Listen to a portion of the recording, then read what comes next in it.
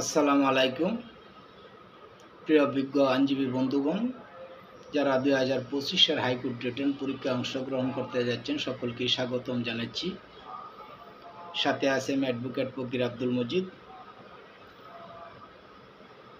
High court written পরীক্ষায় shortcut সিলেবাসের মাধ্যমে একটি অর্থবহ এবং কার্যকরী পরীক্ষায় অংশগ্রহণ করতে যে সমস্ত কলা কৌশলগুলির আয়ত্ত করা প্রয়োজন বলে মনে করি, এই সার্বিক বিষয় নিয়েই আপনাদের সহায়তায় তথা হাইকোর্ট রিটেন পরীক্ষায় অংশগ্রহণ করতে যাওয়া সকল আইনজীবী ভাই বোনদের জ্ঞাতার্থে আমার আজকের এই আলোচনার অবতারণা।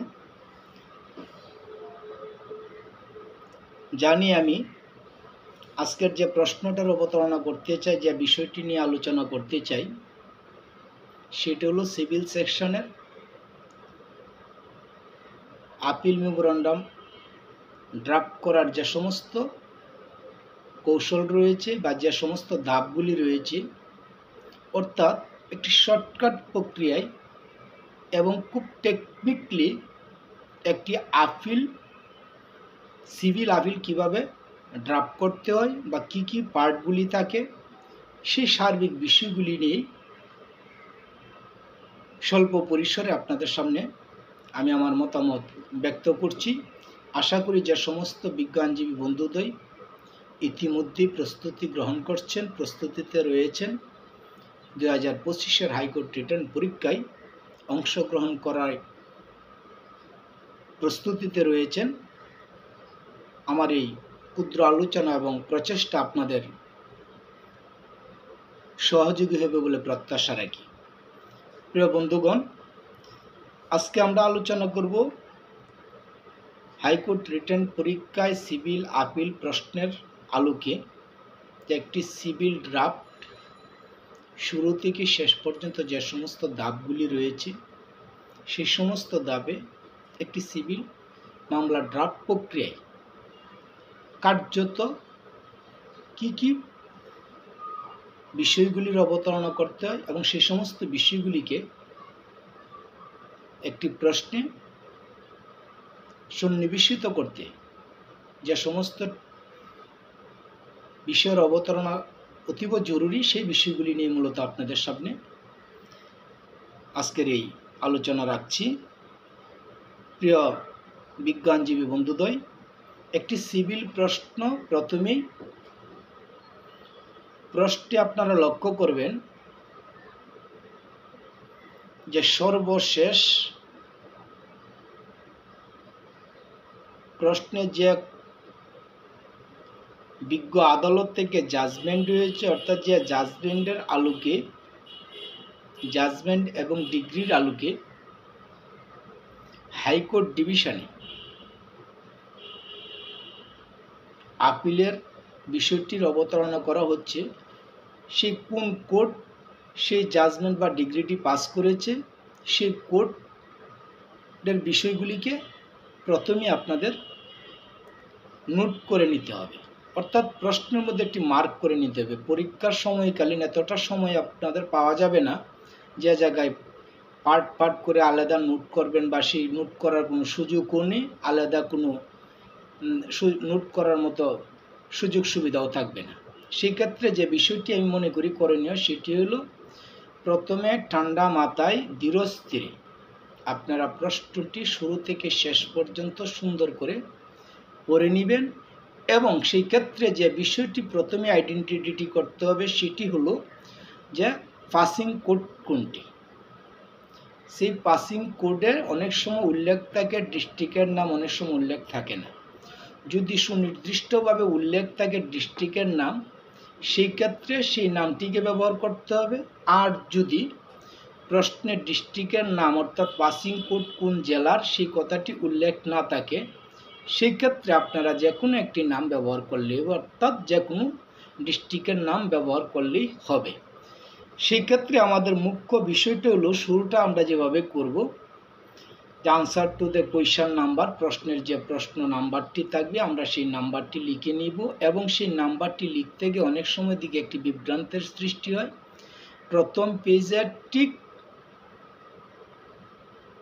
মাঝামাঝি বা অল্প অংশ থাকে যেখান থেকে লেখাটি শুরু করতে হয়, ঠিক যে জায়গা থেকে লেখার কথা ওই জায়গা থেকেই আমরা লেখা শুরু করব। এবং সেই ক্ষেত্রে প্রথমে আমরা ডিস্ট্রিক্টের নামটি লিখে নেব, অর্থাৎ পাসিং কোড যে জেলা থেকে রায় বা ডিগ্রিটি পাস করেছেন সেই কোড যে জুরিডিকশন, যে জেলা বা জেলার জুরিডিকশনে ছিল সেই জেলার নামটি আমরা লিখে নিব, অর্থাৎ ডিস্ট্রিক্ট ঢাকা, মুন্সিগঞ্জ, রাজশাহী, বরিশাল, চট্টগ্রাম, অর্থাৎ যেটি প্রশ্নে উল্লেখ থাকে। আর যদি এমনটি থাকে যে প্রশ্নে কোনো ডিস্ট্রিক্টের নাম উল্লেখ নেই, পাসিং কোড কোন জুরিডিকশন বা কোন এরিয়া থেকে এই মামলাটি পাস করেছে সেই কথাটি সুস্পষ্ট উল্লেখ না থাকে, সেক্ষেত্রে অনেক শিক্ষার্থী বন্ধুরা একটু বিভ্রান্তির মধ্যে পড়েন যে পাসিং কোডে যেহেতু জেলার নাম উল্লেখ নেই তাহলে আমরা কোন জেলার নাম লিখব। আপনারা যে কোনো জেলার নাম উল্লেখ করলে হবে, তবে এটা বাধ্যতামূলক, অবশ্যই কোনো না কোনো জেলাকে ইন্ডিকেট করতে হবে, অর্থাৎ প্রশ্নের শুরুতে ডিস্ট্রিক্ট তথা নামটি লিখতে হবে, হোক ঢাকা হোক আদার্স। আর যদি সুনির্দিষ্টভাবে প্রশ্নে থাকে কোনো জেলার নাম লেখা থাকে যে এই জুরিডিকশনের অধীনে ট্রায়াল কোড তথা পাসিং কোড এই মামলার রায় বা জাজমেন্ট করেছেন, তাহলে ওই নামটি আমরা ব্যবহার করব। তাহলে আমরা শুরু করব ডিস্ট্রিক্ট এবং এই নামটি দিয়ে। তো ধরে নেওয়া যাক ডিস্ট্রিক্ট ঢাকা। এরপর আমরা যেটা লিখব, গদবান্ধা একটি বিষয় আছে, এটি সকল প্রশ্নই অবতারণা করতে হবে in the supreme court of Bangladesh high court division. অর্থাৎ আমরা যেহেতু হাইকোর্ট, মহামান্য হাইকোর্ট ডিভিশনেই এই মামলাটি লিখতে যাচ্ছি বা এই প্রশ্নের অবতারণা করতে যাচ্ছি, সেই ক্ষেত্রে এই গদবান্ধা কথাটি আমরা লিখে নেব, আর তা হলো in the supreme court of Bangladesh high court division. এরপর যে বিষয়টি আসবে, যেহেতু আমরা সিভিল আপিলের বিষয় নিয়ে আলোচনা করছি, আজকে শুধু সিভিল আপিলের টুকটাক বা খুঁটিনাটি পারিপার্শ্বিক বিষয়গুলি নিয়ে কথা বলবো। আদার্স কোনো প্রশ্নের আলোকে বা কোনো বিষয়ের দিকে আমরা দৃষ্টিপাত করব না। সেই ক্ষেত্রে সিভিল আপিলের বেলায় এরপর পরে যে অংশটুকু লিখতে হবে সেটি হলো জুরিডিকশন, অর্থাৎ সিভিল জুরিডিকশন, সিভিল আপিলের জুরিডিকশন।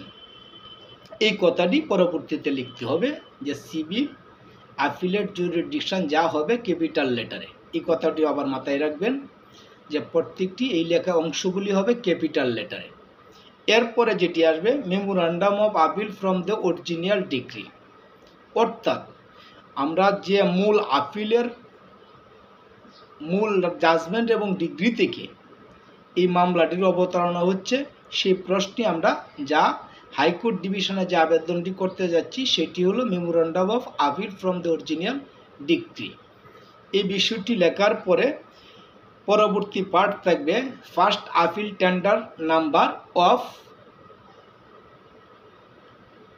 সালটা লিখতে হবে, আর tender number the dot dot of সাল, এই জায়গাটা ব্ল্যাঙ্ক থাকবে, কারণ টেন্ডার নাম্বার কত পড়লো এটা কিন্তু আমরা জানি না এবং এটা লেখা ম্যান্ডেটরিও নেই, এই জায়গাটা ডট ডট থাকলেই হবে।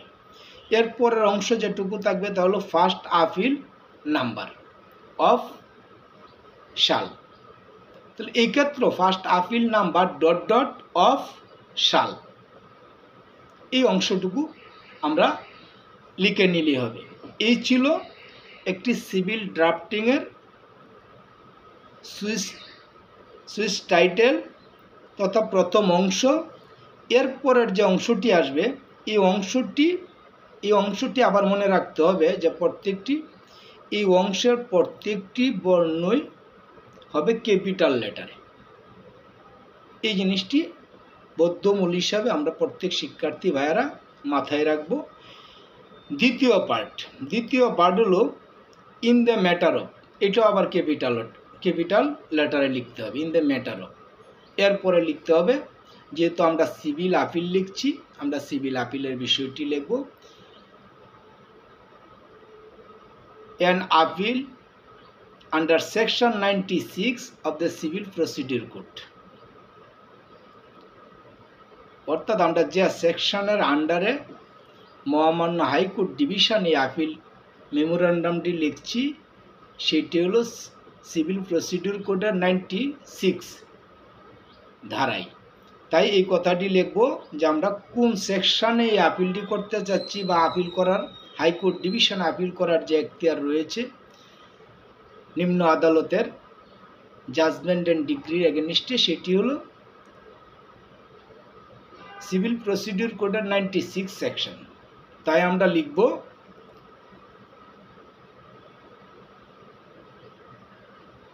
an appeal under section 90 of 96 civil procedure code.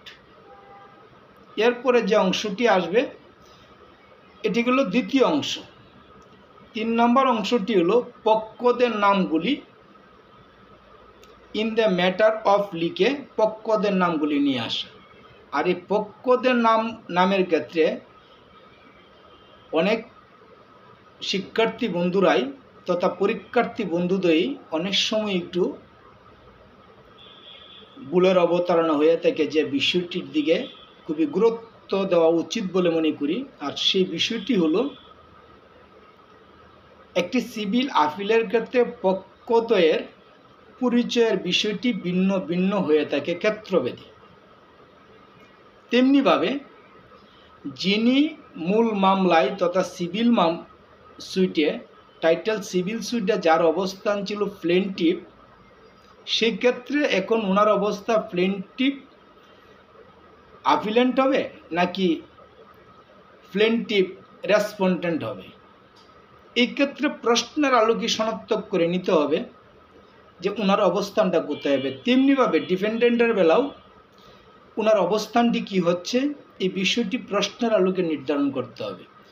ধরে নেই একটি সিভিল মামলায় ট্রায়াল কোর্ট তথা ডিগ্রি পাসিং কোর্ট মামলাটি ডিসমিস করছেন। ডিসমিস করা মানে মামলাটিকে খারিজ করে দেওয়া হলো। তা খারিজ করে যেহেতু দেওয়া হলো, যেহেতু মামলাটি ডিসমিস করছেন, সেই ক্ষেত্রে মামলাটি বিবাদী পক্ষের অনুকূলে গেছে, অর্থাৎ প্লেনটিফের প্রতিকূলে গেছেন। এই প্লেনটিফ তথা বাদী মামলাটা হারলো, মানে জিততে পারলো না। সেই ক্ষেত্রে যে অবস্থানটি হবে আপিলের ক্ষেত্রে, এখন আপিল করতে আসবেন কে? জাজমেন্টের বিরুদ্ধে, জাজমেন্টের ডিগ্রির বিরুদ্ধে যিনি মামলার বাদী ছিলেন। তাহলে ওনার যে পরিচয়টা আইসা আপিলের ক্ষেত্রে ওনার পরিচয়টা এসে দাঁড়াবেন আপিলকারী তথা আপিলেন্ট।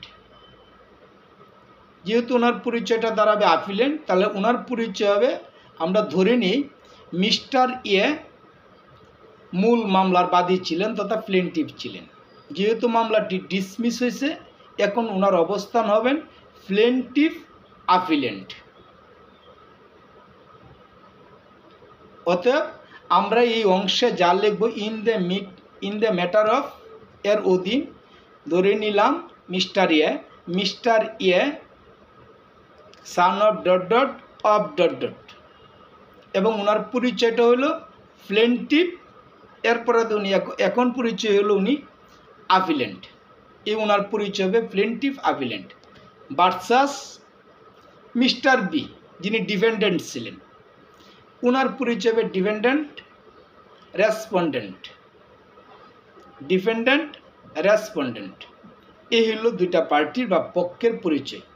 সেক্ষেত্রে আরেকটি বিষয় মনে রাখতে হবে, অনেক সময় এই বিভ্রান্তির মধ্যে আমরা পড়ে যাই, অনেকেই লক্ষ্য করেছি সেই বিভ্রান্তিগুলি হয়। সেটি হলো প্লেনটিফস, অর্থাৎ যদি একাধিক প্লেনটিফস থাকে একাধিক একটি মামলায়, এটা খুব রেয়ার, খুব বেশি হয় না, তাও মাঝে মধ্যে যদি এরকম হয় একাধিক বাদী ছিলেন, হ্যাঁ একাধিক বাদী হলে এ বি সি ডি, আর যদি প্রশ্নে সুনির্দিষ্ট উল্লেখ থাকে তা, এভাবেই তাদের অবস্থান হবে। প্লেনটিফ আপিলেন্ট তাদের পরিচয় হবে versus defendant mister B son of dot dot of dot dot defendant respondent. এই হলো সিভিলের ইন দ্য ম্যাটার অফ দ্বিতীয় অংশ। এরপরে যে বিষয়টি আসবে, আপিল ভ্যালুয়েটেড টাকা। এক্ষেত্রে একটি প্রশ্ন আছে বা একটি জিজ্ঞাসা থাকে। অনেক সময় প্রশ্নে মনোযোগ দিয়ে প্রশ্নটি পড়বেন এবং এই বিষয়গুলি পয়েন্ট আকারে মার্ক করে রাখবেন, যাতে করে প্রশ্নটি লিখতে গিয়ে আপনাদের তাৎক্ষণিক আপনাদের দৃষ্টিতে আসে যখন যে পয়েন্ট আপনার ফলো করা প্রয়োজন বা যে বিষয়টি ইন্ডিকেট করতে হবে। আর সেই বিষয়টি হলো যে সুইট ভ্যালুটা কত ছিল। অনেক সময় প্রশ্নে সুনির্দিষ্টভাবে উল্লেখ করা থাকে সুইট ভ্যালু, আবার অনেক সময় সেই সুইট ভ্যালুটা উল্লেখ থাকে না। তাহলে আমরা কি লিখব? যেহেতু প্রশ্নে উল্লেখ নেই, তাহলে আমরা লিখব কি? সেই ক্ষেত্রে একটি গুরুত্বপূর্ণ টেকনিক এবং বিষয় হলো, যদি সেইটা অ্যাসিস্ট্যান্ট জজ কোর্ট কোনো রায় ডিগ্রির এগেনস্টে মামলাটি আপিলটি হয়ে থাকে, সেই ক্ষেত্রে আপনারা বর্তমান আর্থিক জুরিসডিকশন হিসাবে 5 কোটির নিচে রাখবেন, 5 কোটির নিচে। আর যদি সেটা জয়েন্ট জাজ হয়, সেই ক্ষেত্রে আপনারা 5 কোটির উপরে দেখাবেন, যদি সংখ্যা উল্লেখ না থাকে। আর যদি প্রশ্নের সুনির্দিষ্ট সুইট ভ্যালু উল্লেখ থাকে, সেই ক্ষেত্রে বিষয়টি নিয়ে তার বিভ্রান্তির বিষয় থাকে না। এই কথাটি এই জন্য বললাম, অনেক সময় প্রশ্নে সুইট ভ্যালু উল্লেখ থাকে, অনেক সময় উল্লেখ থাকে না। না থাকলে সেই ক্ষেত্রে অনেক পরীক্ষার্থী বন্ধুদের একটি দ্বন্দ্বের সৃষ্টি হয়, মানসিক একটা দ্বিধাদ্বন্দ্বের সৃষ্টি হয় যে আমরা সুইট ভ্যালু কত লিখবো তাইলে। আর এই প্রশ্ন লেখার সময় বা পরীক্ষার সময়কালীন কিন্তু এতটা সময় পাওয়া যায় না, কারো জিজ্ঞাসা করার সুযোগ নেই। সে সহজ কৌশলটা হলো, যদি অ্যাসিস্ট্যান্ট জাজের জাজমেন্ট অ্যান্ড ডিগ্রির এগেনস্টে আপিলটি হয়ে থাকে, তাহলে 5 কোটি টাকা নিচে লিখব। আর যদি আর জয়েন্ট জাজ বা এডিশনাল জাজ হয়ে থাকে, সেই ক্ষেত্রে আমরা 5 কোটি অ্যাবাভ লিখব, যাই লিখি। অথবা যদি ডট দিয়ে রাখেন, সেই ক্ষেত্রে বিশেষ কোনো ভুল হবে না, তবে মনে চাইলে আপনারা লিখতে পারেন। আর যদি প্রশ্ন সুনির্দিষ্টভাবে সুইট ভ্যালুটা উল্লেখ থাকে, সেই ক্ষেত্রে যা আছে তা হুবহু উল্লেখ করতে হবে। এটাগুলো ইন দ্য ম্যাটার অফ 2 এর অধীন মামলার মূল্যবান দাবি বা মূল্যবান পরিমাণ তথা আপিল ভ্যালুয়েটেড টাকা, সুইট ভ্যালুয়েটেড টাকা, এই অংশটুকু লিখতে হবে। এরপরে যে অংশটি লিখতে হবে অতীব গুরুত্বপূর্ণ, এবং যে অংশটার উপরে এতক্ষণ পর্যন্ত যে বিষয়গুলি বলছিলাম, সেই বিষয়গুলি একটি সিভিল মামলার ড্রাফটের ক্ষেত্রে প্রাসঙ্গিক এবং প্রয়োজনীয় অংশ বটে। কিন্তু এখন যে অংশটির কথা বলবো, সেটি হলো এই মামলার প্রাণ ভ্রমরা বা এই সিভিল আপিল, এই যে আপিল মামলাটি আপনি লিখতে যাচ্ছেন, সেই আপিল মামলার টোটাল ধারণাটা এই অংশের মধ্যে নির্দিষ্ট করবে বা এই অংশই বিষয়টি প্রকাশ করবে। আর সেই বিষয়টি হলো কজ টাইটেল। অর্থাৎ আপনার সমস্ত ডেকোরেশন, সমস্ত পারিপার্শ্বিকতা যতই সুন্দর এবং সাজানো গুছানো হোক না কেন, যদি কজ টাইটেল তথা হার্ড অফ কোয়েশন, এই কজ টাইটেলটা যদি কোনো অবস্থায় একটু এদিক সেদিক হয়, তাহলে আপনার সমস্ত প্রচেষ্টা, সমস্ত প্রশ্নের ডেকোরেশন, সমস্ত কিছুই বৃথা গেল। অর্থাৎ আপনার এই প্রশ্নটার আর কোনো অর্থবহ ফলাফল বহন করলো না।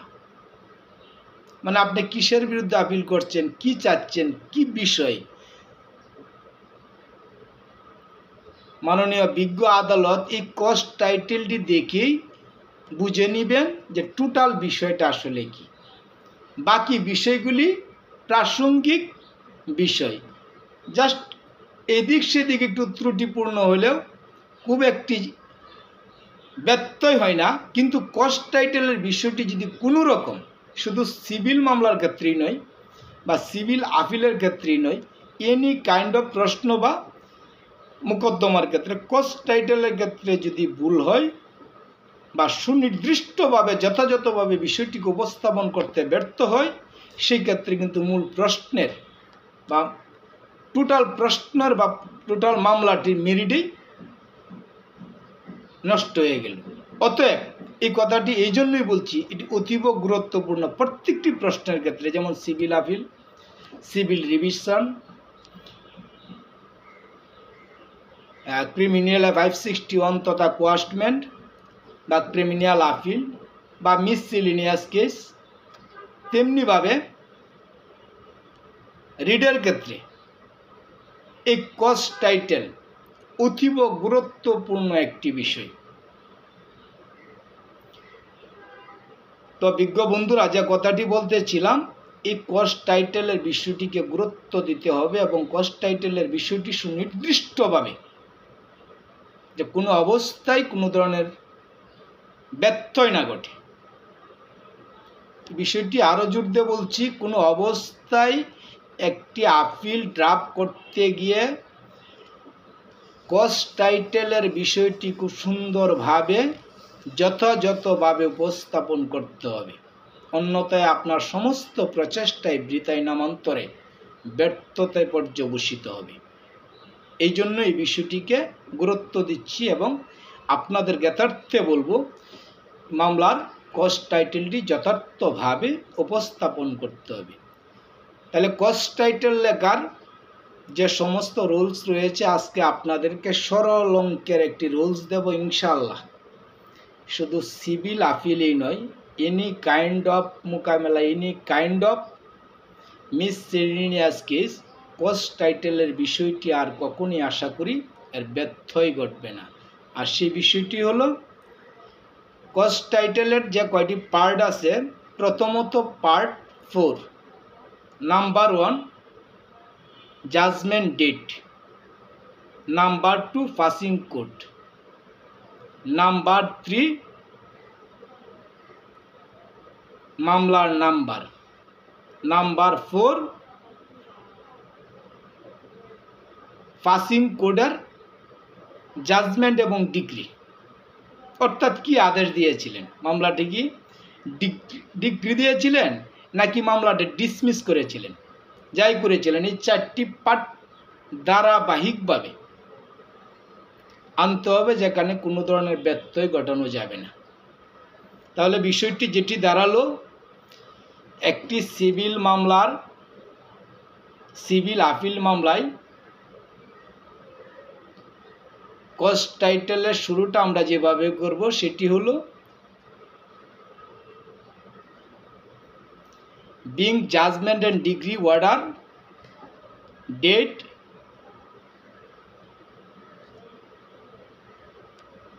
পাসিং বাই যে কোড থাকবে, অর্থাৎ যে কোডে মামলাটি পাস করছেন সেই কোড আসবে। অ্যাসিস্ট্যান্ট জাজ কোড হলে অ্যাসিস্ট্যান্ট জাজ কোড, যেটি প্রশ্নে উল্লেখ থাকবে, বা জয়েন্ট ডিস্ট্রিক্ট জাজ কোড হলে জয়েন্ট ডিস্ট্রিক্ট জাজ কোড, অর্থাৎ যে কোর্ট মামলাটি পাস করছেন ফার্স্ট বাই জয়েন্ট ধরে নিলাম আমরা জয়েন্ট ডিস্ট্রিক্ট জাজ, ফার্স্ট বাই জয়েন্ট ডিস্ট্রিক্ট জাজ ঢাকা, এবং ইন টাইটেল সুইট নাম্বার, অর্থাৎ যে মামলা থেকে মূল যে মামলাটি ছিল, যে সিভিল মামলা থেকে যে সিভিল মামলার আদেশের এগেনিস্টে বা জাজমেন্ট ডিগ্রির এগেনিস্টে আজকের এই আপিলের অবতারণা হচ্ছে, সেই মূল মামলাটির নাম্বারটি আমরা লিখে নিব। সেটি হবে in title sweet number of যা আছে। যদি মামলার নাম্বার প্রশ্নে থাকে উল্লেখ করতে পারেন, আর যদি প্রশ্নে না থাকে, এই জায়গাটা অনেক সময় একটু বিভ্রান্তির সৃষ্টি হয়। সেটি হলো যে মামলার নাম্বার উল্লেখ নিয়ে আমরা কি লিখব, নিজের থেকে বানিয়ে লিখব, জরুরি না, ডট ডট দিলেই দ্যাটস সাফিসিয়েন্ট। এবং আদেশ, তাহলে আদেশটা কি হলো, এই মামলায় লার্নেড ট্রায়াল কোর্ট কি আদেশ দিয়েছিলেন, যেহেতু আমরা সিভিল আপিলের শুরুতেই বলছি যে আমরা ধরে নিলাম এই মামলাটি ডিসমিস হয়েছিল, তাহলে আমরা এই ক্ষেত্রে লিখব ডিসমিস দ্য সুইট, অর্থাৎ being judgment and degree dated first by Joint District Judge Dhaka in title suite number of ... dismissing the suit. Appellant beg to move this appeal before the honorable court on the following amongst others. এই অংশটুকু গদবান্ধা মুখস্থ করে নিলেই হবে। তবে প্রথম যে অংশটুকু বললাম কজ টাইটেলের, যা অতীব গুরুত্বপূর্ণ, কোনো অবস্থায় এই সূত্র 1, 2, 3, 4 এই ধারাবাহিক সূত্রের কোনো ব্যত্যয় ঘটানো যাবে না। অর্থাৎ পাসিং ডেট, পাসিং কোড, মূল মামলার নাম্বার, নিম্ন আদালতের আদেশ, এই 4টি বিষয় ধারাবাহিক ক্রমান্বয়ে লিখে যেতে হবে। কোনো ধরনের ব্যত্যয় ঘটানো চলবে না। এরপরে যে বিষয়টি সেটি হলো যিনি আপিল করতেছেন ওনার পরিচয়টা তুলে ধরা।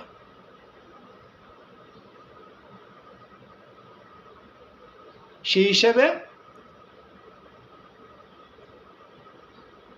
যেহেতু প্লেনটিভ আপিল করছেন, তাহলে আমরা বলতে পারি যে plaintiff appellant beg to move this appeal before the honourable court on the following amongst others.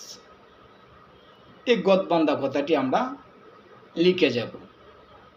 যেহেতু সিভিল আপিলের কথা বলছি, তাই অন্য কোনো মামলা, অন্য কোনো ড্রাফটিংয়ের বিষয় এই জায়গায় ইনক্লুড করছি না। আশা করি একটি কজ টাইটেল তথা সিভিল আপিলের কজ টাইটেলের বিষয়টি আপনাদের যারা সম্মানিত বিজ্ঞ আইনজীবী বন্ধুদ্বয় রয়েছেন, আগামী হাইকোর্ট ডিভিশন রিটার্ন পরীক্ষায় অংশগ্রহণ করতে যাচ্ছেন, আপনাদের সেই পরীক্ষা অংশগ্রহণ করতে বা প্রস্তুতি নিতে গিয়ে একটি সিভিল মামলার কজ টাইটেল লেখার বিষয়টি পরবর্তীতে আর কোনো ব্যত্যয় ঘটবে না। বিষয়টি অতীব স্বল্প এবং কৌশলগত একটি বিষয়। জাস্ট এই থিওরিটা মনে রাখলে 1, 2, 3, 4 পাসিং ডেট, কজ টাইটেলের কথা বলছি, পাসিং ডেট, পাসিং কোড, মামলার নাম্বার এবং আদেশ, এই 4টি বিষয় ধারাবাহিকভাবে যদি ইনক্লুড করা যায় সেক্ষেত্রে কজ টাইটেলটা যথার্থ হয়ে গেল। বাকি অংশটুকু অ্যাপিল্যান্ট beg to move this appeal before honourable court on the following amongst others, আমাদের কজ টাইটেল লেখা শেষ। সিভিল আপিল শর্ট স্ট্রাকচার, অতীব শর্ট স্ট্রাকচার। এরপরে সরাসরি এসে যাবেন গ্রাউন্ডস। সিভিল আপিলে গ্রাউন্ডস লিখতে হয়, যেখানে সিওএত লিখতে হয় না, অ্যানেক্সার দিতে হয় না, যাক অন্যদিকে আর কথা বাড়াচ্ছি না, গ্রাউন্ডস দিতে হয়। নিশ্চয়ই আপনারা সম্মানিত বিজ্ঞ আইনজীবী বন্ধুরা যারা প্রস্তুতি নিয়েছেন এই সমস্ত বিষয়ে অবগত রয়েছেন। আমি যে বিষয়টি আপনাদের সাথে শেয়ার করছি বা আলোচনা করছি, যাতে করে আপনাদের পরীক্ষার ক্ষেত্রে হেল্পফুল হয় এবং টুকটাক বিষয় যেগুলি দ্বন্দ্বের উদয় হয় সেই দ্বন্দ্বগুলি যেন অবসান ঘটে, এই বিষয়গুলি নিয়ে মূলত আপনাদের সাথে আমি আমার অভিজ্ঞতা, আমার ধারণাটুকু জাস্ট আপনাদের সাথে শেয়ার করছি। আশা করি যে সমস্ত বন্ধুদের মধ্যে না টুকটাক বিষয় নিয়ে দ্বন্দ্ব রয়েছে বা বিষয়টি আসলে কি হবে না হবে, এই সমস্ত বিষয়ের পরবর্তীতে ইনশাল্লাহ আজকের আলোচনার পরে আপনাদের মধ্যে কোনো সংশয় থাকবে না এবং আপনারা যদি যথাযথভাবে বিষয়গুলি ফলো করেন ইনশাল্লাহ সিভিল আপিল লেখার ব্যাপারে আর কোনো সংশয় বা সমস্যা থাকবে না। তো বন্ধুরা, যে বিষয়টি বলতেছিলাম গ্রাউন্ডস, তো যথারীতি গ্রাউন্ডসগুলি লিখতে হবে, কিছু কৌশলের ব্যাপার আছে, গদবান্ধা কিছু গ্রাউন্ডস আছে, কিছু কৌশল আছে। আর সেই কৌশলগুলি হলো, নাম্বার 1, আমরা সেই ট্রায়াল কোর্টের জাজমেন্টকে চ্যালেঞ্জ করব লফুলি অবৈধ, আইনসম্মত নয়। বিজ্ঞ নিম্ন আদালত টোটাল মামলাটির মেরিট বুঝতে ভুল করেছে বা ব্যর্থ হয়েছে এবং প্রপারলি মামলাটিকে ফ্রেম করেনি। অল ওভার সর্বোপরি আইনের চরম ব্যত্যয় ঘটছে, যার পুনরায় আমরা নিম্ন আদালতের সেই জাজমেন্ট অ্যান্ড ডিগ্রির এগেনিস্টে বিজ্ঞ অনারেবল হাইকোর্টের শরণাপন্ন হচ্ছে এবং ন্যায় বিচার প্রার্থনা করছি। এই সমস্ত বিষয় এবং কনসেপ্ট পয়েন্টগুলিকে মাথায় রেখে আমরা গ্রাউন্ডসগুলি লেখার অবতারণা করব, তাহলে একটি প্রপার এবং যথার্থ গ্রাউন্ডস উপস্থাপন হবে বলে প্রত্যাশা রাখি। তো সেই ক্ষেত্রে আমি যেহেতু আপনাদের সামনে ভার্চুয়ালি কথা বলছি, আসলে লেখার বিষয়টি, কৌশলটি এটি একটা ডিফারেন্ট বিষয়। আশা করি এরপরে তো আমার আলোচনার পরে আপনাদের মধ্যে একটি ধারণার উদয় হবে এবং আপনাদের প্রস্তুতিতে হেল্পফুল হবে বলে প্রত্যাশা রাখি। সেই দৃষ্টিতে জাস্ট একটু ইঙ্গিত করি, আমরা গ্রাউন্ডস শুরু করব রোমান সংখ্যা দিয়ে এবং ফর দ্যাট দিয়ে। গ্রাউন্ড শুরু করব রোমান সংখ্যা ফর দ্যাট। যেমন গদবান্ধা কথা যদি আমি বলি, যে মামলাটি যেহেতু ডিসমিস করছিল, আমরা যে আলোচনাটা করছি ডিসমিস ধরে আলোচনা করছি, তো এই সেন্সে আমরা কথাটি বলতে দেখি যে মিস্টার এ মামলাটি ডিসমিস হয়ে গেল। তো সেই সেন্সে যদি আমরা বলি রোমান সংখ্যা 1 for that the informed judgment and degree passing by the learned Joint District Judge Dhaka below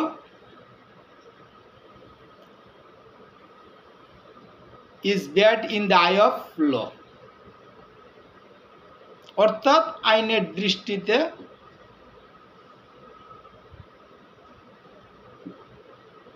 joint কোর্টের যে আদেশটি ছিল সেই আদেশটি যথার্থ নয়, আইন দৃষ্টে খারাপ। এই শর্টকাট করে বলার চেষ্টা করছি, বিভিন্নভাবে বিভিন্ন আঙ্গিকে বাক্য চয়ন করা যায় বা বিষয়টি উপস্থাপন করা যায়।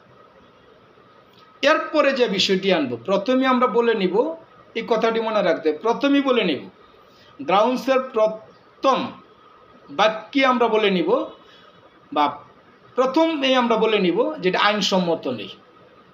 বেশ, কোর্ট একটি ধারণা পাইল যে আইনসম্মত হয়নি বলে উনি মনে করছেন।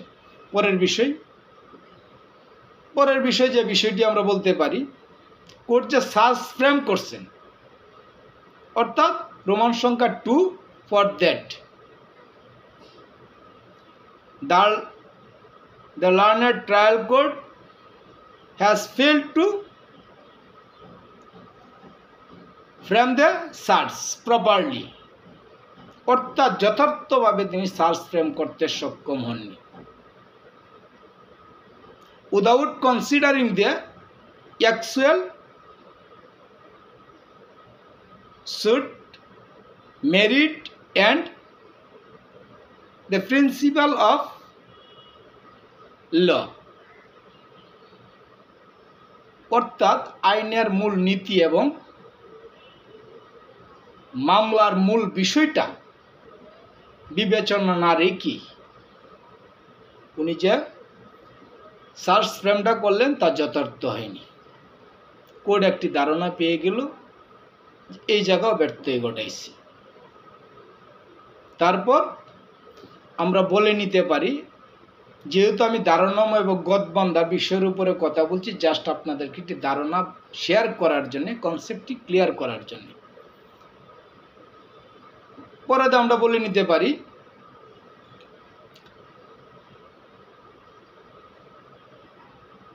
রোমান সংখ্যা 3 for that the findings and decisions of informed judgment and degree were fully wrong and illegal।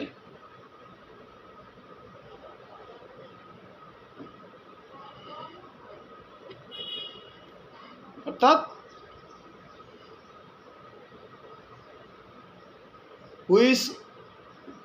which is not binding on appellant। অর্থাৎ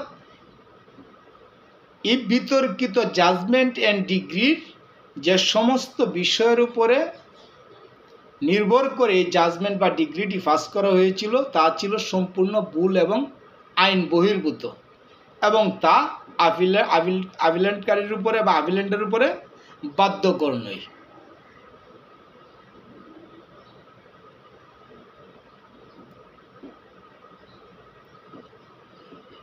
এই বিষয়টিকে আমরা এভাবে কোর্টের সামনে বিষয়টি উপস্থাপন করতে পারি, যাতে কোর্ট বুঝতে পারেন যে হ্যাঁ, নিম্ন আদালতের সেই জাজমেন্ট অ্যান্ড ডিগ্রি যে অবজারভেশনটা ছিল সেই অবজারভেশনটি প্রপার হয়নি বলে উনি আপত্তি করছেন। অতএব the informed judgment and degree is liable to be set aside। অর্থাৎ সেই বিতর্কিত জাজমেন্ট এবং ডিগ্রিটি বাতিল হবে।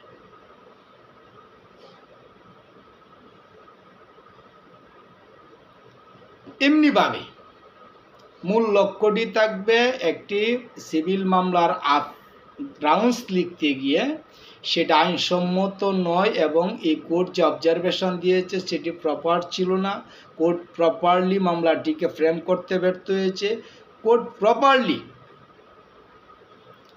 has to fail apply his judicial mind in disposing the suit without considering the actual suit merit and established principle of law।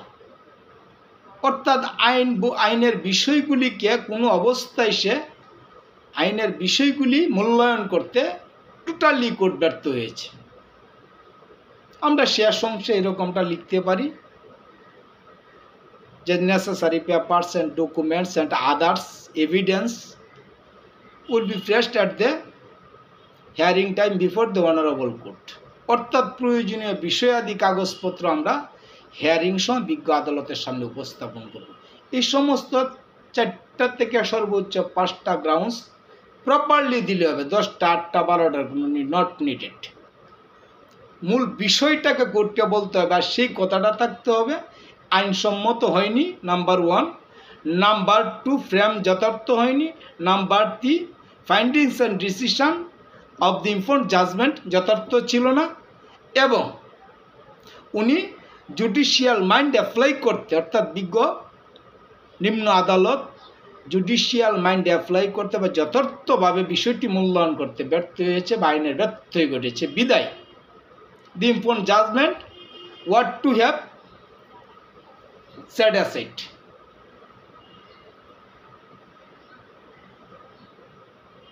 অতএব court বুঝে গেল যে আমি কি বলতে চাই, আমার আপত্তির জায়গাটা কোথায়। এরপরে যেটা বললাম, বিজ্ঞ আদালত যখন সে আপিল হিয়ারিং নেবেন সমস্ত ডকুমেন্টসের আলোকেই সিদ্ধান্ত নেবেন। বিদায় আমরা পরেতে যে কথাটি বলতে পারি তা হলো যে প্রয়োজনীয় কাগজপত্র দলিল দস্তাবেজ তথা লফুলি সমস্ত গ্রাউন্ডস বিজ্ঞ আদালতে আমরা উপস্থাপন করব। তাহলে বিজ্ঞ আদালত তখনই তা যাচাই বাছাই করবেন বা তা হিয়ারিং আনতে after hearing the appeal the honourable court decision the petition. এটা বিজ্ঞ আদালতের এখতিয়ার, কিন্তু আমরা আমাদের অবস্থানটি জাস্ট ক্লিয়ার করে গেলাম। এটা গেল একটি সিভিল আপিলের গ্রাউন্ডসের অংশ শর্টকাট।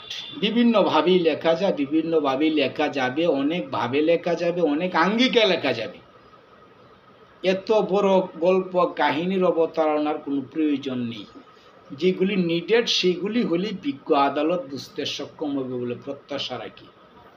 অর্থাৎ আমার ক্ষুধা পেয়েছে, আপনার কাছে নিবেদন করছি আমাকে খেতে দিন। এই অল্প কথায় আপনি বুঝতে সক্ষম আমার ক্ষুধা তাড়না হয়েছে, আমি খাবার চাচ্ছি। কি খাবো, গরম খাবো, ঠান্ডা খাবো, অল্প খাবো, বেশি খাবো, কিভাবে খাবো, এই নানা বর্ণনা জরুরি না। আপনাকে বোঝাতে সক্ষম হইতে হবে আমার ক্ষুধা পেয়েছে, আমি খাইতে চাই।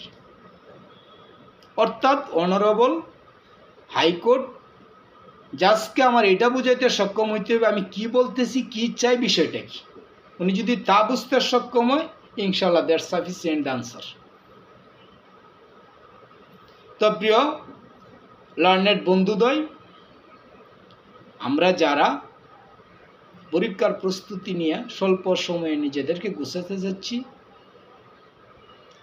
তাদের আঙ্গিকে, তাদের দৃষ্টিভঙ্গি রেখে মূলত আজকের এই আলোচনাগুলি করছি। আশা করি আপনারা যারা পরীক্ষার প্রস্তুতি নিচ্ছেন 2025-এর হাইকোর্ট রিটেন পরীক্ষায়, আপনাদের জন্য হেল্পফুল হবে এবং সহায়ক হবে বলে প্রত্যাশা রাখি। তো প্রিয় শিক্ষার্থী বন্ধুরা, পরে যে বিষয়টি বলতে চাই, এখানে সকলেই বিজ্ঞ লার্নেড বন্ধুদ্বয়, বিদায় বিষয়গুলি ইঙ্গিত করলে আপনারা বুঝতে সক্ষম, এটাই বাস্তবতা। সেই দৃষ্টিতে জাস্ট ইঙ্গিত করছি। পরের যে বিষয়টি, এরপরের গ্রাউন্ড শেষ, সার্টিফিকেট অর্থাৎ প্রত্যয়নপত্র দেব। Certificate, I certify that the above grounds are good grounds for appeal. The rest will be submitted before the honorable court at the hearing time. অর্থাৎ এই সার্টিফিকেটের বা প্রত্যয়নপত্র অংশটি তুলে ধরলে হবে। এই অংশের ভাষা যেভাবে পারেন লিখবেন। এটা নিয়ে সুনির্দিষ্ট কোনো গাইডলাইন্স নেই, কারণ এটা উপস্থাপনের বিষয়। এটা সামনে থেকে পিছন থেকেও যদি উপস্থাপন করি তাতেও খুব বেশি ব্যত্যয় ঘটবে না, কোনো ব্যত্যয় ঘটবে না। কিন্তু কজ টাইটেলে ভেরি ইম্পর্ট্যান্ট দ্য পয়েন্ট, প্রত্যেকটি মামলার ক্ষেত্রে, শুধু সিভিল আপিল নয়, যদি কজ টাইটেলে কোনো রকম ব্যত্যয় ঘটে, আপনার সমস্ত প্রচেষ্টা সব বৃথা। আমি সার্টিফিকেট লিখবো, উল্টাও লিখতে পারি, যেভাবে পারি লিখি সার্টিফাই দ্যাট